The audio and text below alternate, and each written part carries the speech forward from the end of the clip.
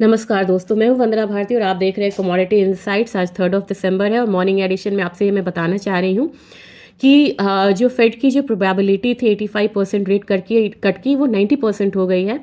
अब लगभग यहाँ पे 25 बेसिस पॉइंट का रेट कट जो है वो यहाँ पे तय होता हुआ नज़र आ रहा है। मार्केट इस पर ही रिएक्ट कर रही है, लेकिन 2026 का जो फर्स्ट हाफ होगा उसमें भी 50 से 75 बेसिस पॉइंट का रेट कट की एक्सपेक्टेशन है। मार्केट इस पे रिएक्शन कैसे कर रही है? गोल्ड अभी भी यहाँ पे जो भी कल एक थोड़ा सा मतलब पॉज देखने को मिल रहा था, फिर से एक बाइंग आ रही है और 54 के करीब, यानी कि $4,254 के करीब अब यहाँ पे गोल्ड ट्रेड हो रहा है। $4,300 के काफ़ी नज़दीक है। आज भी ये 0.8% अप है।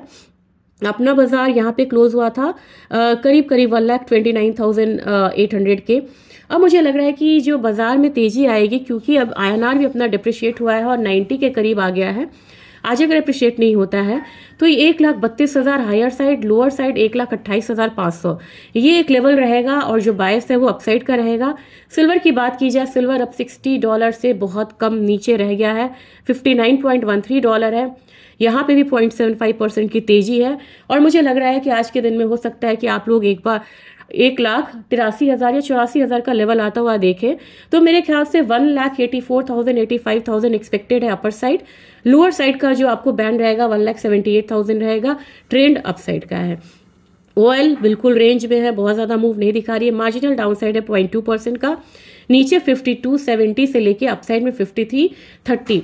ये टाइट रेंज है यूएस ऑयल का, जहाँ पे ट्रेड हो सकता है।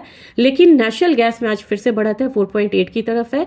हमारा बाजार एक बार 450 की तरफ जाने की कोशिश करेगा। जबकि बेस मेटल की बात की जाए तो बेस मेटल में कॉपर अपसाइड है, जिंक में हल्का सा गिरावट रहेगा, जबकि एल्यूमिनियम में आपको 1% तक की गिरावट हो सकती है और फिर से बाइंग रिटर्न आ सकती है।